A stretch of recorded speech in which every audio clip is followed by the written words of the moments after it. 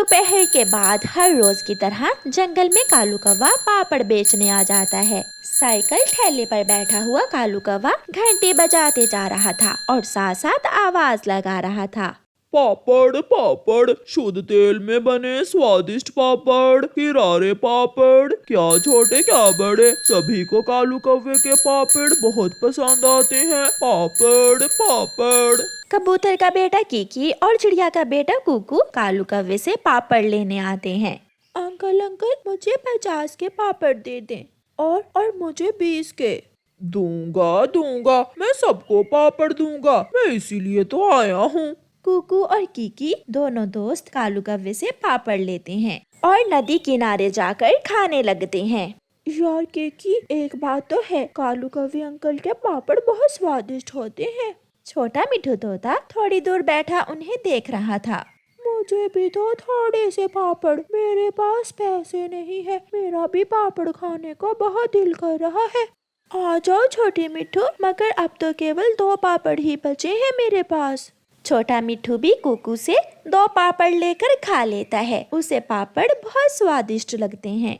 दूसरे दिन छोटा मिठू अपनी मम्मा से कहता है, मम्मा मम्मा, पापड़ वाला कौवा अंकल आने वाला है, आज मुझे भी पैसे दे, मैं भी पापड़ खाऊंगा। छोटे मिठू की मम्मा के पास छूटे पैसे नहीं थे, इसलिए वो छोटे मिठू से कहती है, मिठू बेटा, आज नहीं, मैं कल आपको पापड़ ले दूंगी, वादा, पक्का वादा।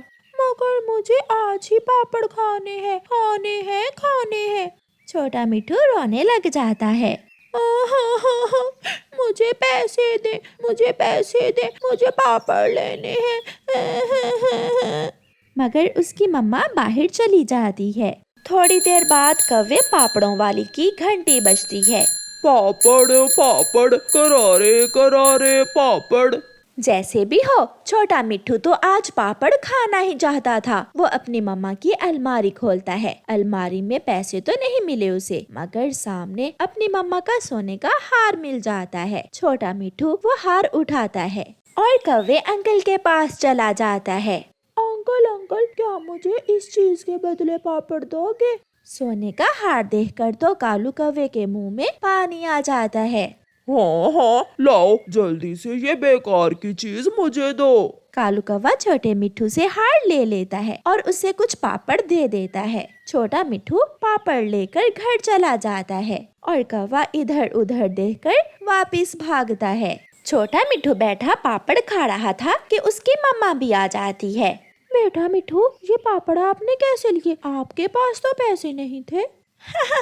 मम्मा मम्मा, पता है, मैंने अलमारी से आपकी एक बेकार की चीज कौवे अंकल को दी और उसे उल्लू बना दिया। उसने मुझे बेकार की चीज के बदले पापड़ दे दिए। ये सुनकर मम्मा तोती जल्दी से अलमारी खोलती है। मिठू मिठू बेटा, आपने मेरा सोने का हार दे दिया, आपने मेरे सोने के हार के बदले पापड़ ले लिए। परेशान होकर मम्मा तोती बाहर भागती है और छोटा मिठू आराम से फिर से पापड़ खाने लगता है। चिड़िया चिड़िया बहन, मेरे छोटे मिठू ने मेरा सोने का हार कौवे को देकर पापड़ ले लिए और अब वो कौवा मुझे पूरे जंगल में कहीं भी नहीं मिल रहा। हरियाली, अब वो कैसे नजर आएगा? उसकी दिहाड़ी लग गई, वो तो अब कभी भी इस जंगल में नहीं आएगा। मगर मुझे इतना पता है, वो कौवा सागर वाले जंगल से आता है पापड़ बेचने। हमें तुम्हारा सोने का हार लेने सागर वाले जंगल जाना होगा। गौरी गौरी, कहाँ हो? जल्दी आओ। सुबह से पापड़ बना बना कर पंख जल गए हैं मेरे और तुम शोर मचाते आ रहे हो। कौवे ने सोने का हार अपने पीछे छुपाया हुआ था। एक सरप्राइज है मेरे पास तुम्हारे लिए। ऐसा कहते हुए कालू कौवा पीछे से सोने का हार निकालकर गौरी को दिखाता है, जिसे देखकर गौरी तो उछलने लगती है। सोने का हार? ये हार सोने का है ना कालू जी? तो और क्या, लोहे का है। देखो देखो, गौर से देखो। गौरी वो हार पहन लेती है। इसे पहनकर बाजारों में ना घूमना। एक छोटा तोता पापड़ लेने आया था मेरे पास ये सोने का हार लेकर, और मैंने उस छोटे बच्चे से ये सोने का हार हथिया लिया। अब कालू जी, भूल कर भी उस जंगल में दोबारा पापड़ बेचने ना जाना। मैं कोई पागल हूँ? मैं कल से पश्चिम वाले जंगल जाया करूँगा पापड़ बेचने। अच्छा ही हुआ, मैं कल ये हार पहनकर अपनी बहन की शादी में जाऊंगी। सब हैरान हो जाएंगे मेरा सोने का हार देखकर।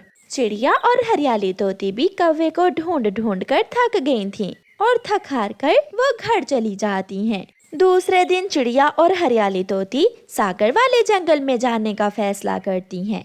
हरियाली बहन, तुम पुलिस को रिपोर्ट करवाओ और फिर बाद में हम सागर वाले जंगल जाएंगे। उधर गौरी कौवी सोने का हार पहनकर अपनी बहन की शादी में चली जाती है। दीदी दीदी, क्या ये हार सोने का है? हाँ हाँ छोटी, असली सोने का हार है, मुझे तेरे जीजा जी ने लेकर दिया है। इसका मतलब मेरा दामाद जी तो बहुत कमाने लगा है। हाँ माँ, अब मेरा कालू बहुत अमीर बन गया है। गौरी बैठी ऐसे बढ़ाइयाँ कर रही थी कि दरवाजे पर दस्तक होती है। गौरी की छोटी बहन दरवाजा खोलती है तो बाहर तोती और चिड़िया के साथ पुलिस देखकर हैरान हो जाती है। क्या गौरी कौवी यहाँ है?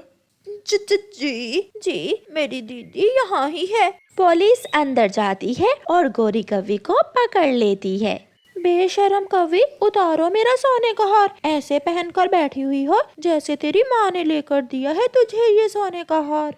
ऐसे गौरी कौवी को अपनी माँ और बहन के सामने शर्मिंदा होना पड़ता है और उनकी जोड़ी पकड़ी जाती है।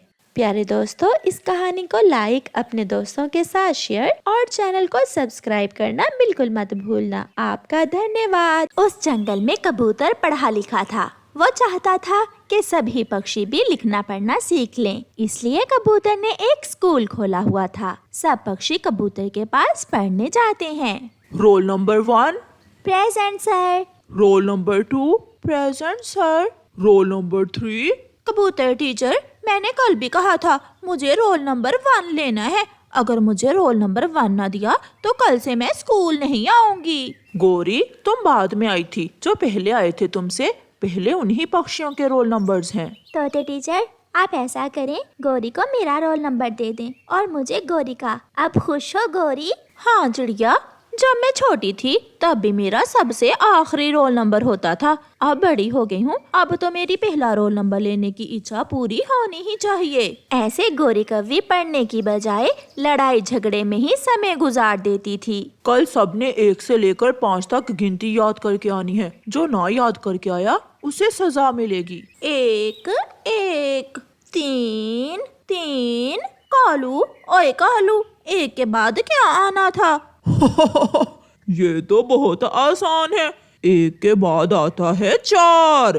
फिर गौरी कौवी कालू से गिनती याद करती है और जब दूसरे दिन क्लास में जाती है 1 4 5 और गलत, आज फिर गलत। गौरी, सबने गिनती याद कर ली है मगर एक तुम हो कि तुम्हारी समझ में कोई बात आती ही नहीं है। क्या करूं कबूतर टीचर, मैं जो याद करती हूँ रात को सोते समय भूल जाता है। तोता नदी पर पानी पीने गया हुआ था। गौरी कौवी को भूख लग जाती है। वो तोते के घोंसले से अमरूद चोरी करने जाती है। घोंसले में 4 अमरूद थे। गौरी कौवी इधर उधर देखकर तोते के घोंसले से एक अमरूद खा लेती है। तोता भी आ जाता है और गौरी को देख लेता है। गौरी, गौरी, तुमने मेरा अमरूद खा लिया। भागो भागो यहाँ से, मैं छोड़ूंगा नहीं तुम्हें। तोते तोते, बात तो सुनो, मैं तो कल का कबूतर टीचर का सबक याद कर रही थी। तुम्हारे घोंसले में कुल कितने अमरूद थे? 4।